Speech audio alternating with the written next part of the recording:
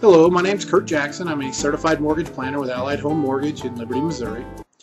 Today's video presents what we feel is should be a very pertinent question for financial professionals. And that question is, do you know the true cost of owning a home? Well, first let me address why we feel this is important to you, your clients, and your practice. See, over the lifetime of any particular client, more money is going to flow through their household budget than any investment plan that they have. And we found that the wealth that is trapped in our homes right now for the average American is approximately 25% of our entire wealth. Now that's down from 33% at the beginning of 2007, but still a significant amount. In fact, upwards of 60% of Americans have more wealth in their house than all of their investments combined. The Center for American Progress published a study revealing that less than a third of American families had saved enough income equal to 3 months of their salaries. So if we combine all that with the fact that only 32% of Americans get any type of financial advice or guidance, now that doesn't mean that 32% work with financial professionals. It means that 32% get financial guidance from financial pros, from their parents, from the internet, books, and the media, etc. So when we combine all of those factors, we feel that that puts an extremely high level of importance that our clients fully understand the ramifications of their house and how they own and finance it. So what we want to do with today's video is we first want to start with a different way of analyzing what we call the true cost of a house. We're going to use a $300,000 house for our comparison, and we're going to assume there's a $300,000 7% 30-year fixed rate mortgage on the house. Now that's going to yield us a principal and interest payment of $19.96 a month, and if we estimate $350 for taxes and $75 for homeowners insurance, the total payment would be $24.21 a month. So traditionally, we would view the cost of the house for 30 years at that payment would be $872,000. But is that the true cost? See, we don't think so. But because by paying that $24.21 per month for the house, they gave up the opportunity to invest that $24.21 per month elsewhere. And I know it's an extreme example, but if they could have lived at home or a rich uncle provided housing for them, then they could have invested that amount each month. So we're taking into account the opportunity cost. Before I go deeper into that, I know you're likely thinking, well, sure, Kurt, that's fine, but what about the appreciation on the house? Well, let's assume a 3% annual appreciation over 30 years. That would make that $300,000 house worth $728,000. I'm going to address that a little bit more later. So if these folks didn't have any housing costs, they could have invested that $2,421 per month for the 30 years, and let's say it earned an assumed 8% return. Well, at the end of 30 years, it'd be worth a little more than $3.6 million. Well, now that $3.6 million is much higher than the $428,000 gain in equity that they would have gotten through appreciation. So the total cost of owning a home, it cost them they lost the opportunity to invest and make $3.6 million. If we subtract the $728,000 worth of the house because they have a free and clear home, that makes the cost of owning a home a whopping $2.8 million. You probably never thought about it that way, right? Now, I know, to be fair, it's highly unlikely that most people would have the ability to live somewhere with no cost, right? But with so much money potentially lost, wouldn't it make sense to see if there were any way that we could help our clients capture as much of that $2.8 million that is lost because they owned a home? If you don't think so, go ahead and turn the video off right now, because that's what we're going to discuss as we go through this. Now, where could we look to help transfer as much of that lost wealth back to our clients and away from the financial institutions that they're giving that money to? The areas that we felt were worth looking into were minimizing taxes, optimizing the interest costs, and free up as much cash flow as possible for investment purposes. See, there wasn't really anything to do on the house because it's going to do what it's going to do no matter what, thanks to the market. So those were the three areas we wanted to focus on. Now, see, an overwhelming number of Americans actually structure the financing in their home in a way that maximizes their taxes, does not optimize their interest costs, and actually eats up as much of their cash flow as they possibly can. So when you combine all three of those mistakes, it's no wonder that as many as 95% of Americans fail to retire financially free.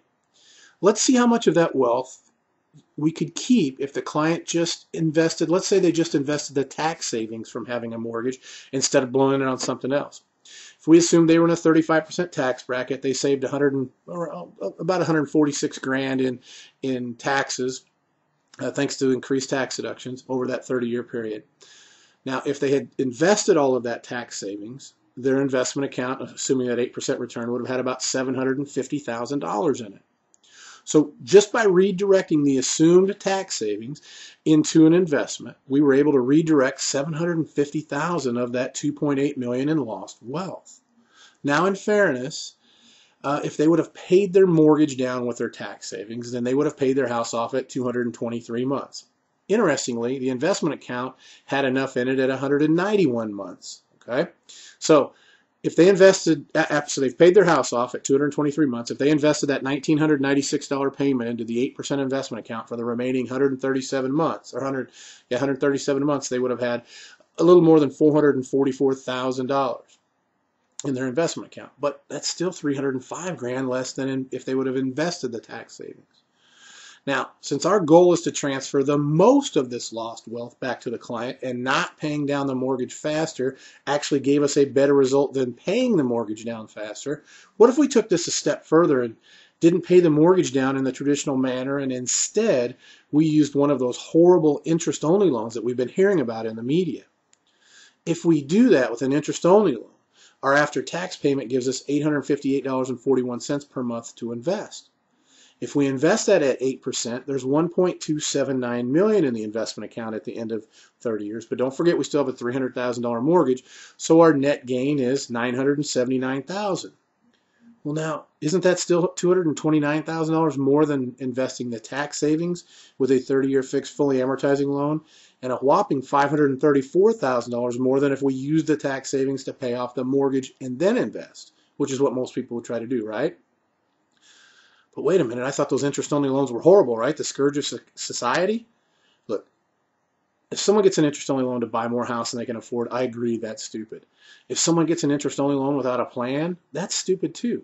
But if someone gets an interest-only loan with a plan for that savings, in my opinion, it is the most powerful financial tool available to the average American. And through that example, I believe I just proved that. So by using a loan that the media has absolutely hammered, we were able to recapture 34%, almost $979,000 of that $2.8 million that we lost in wealth. Now, I don't know about you, but that amazes me.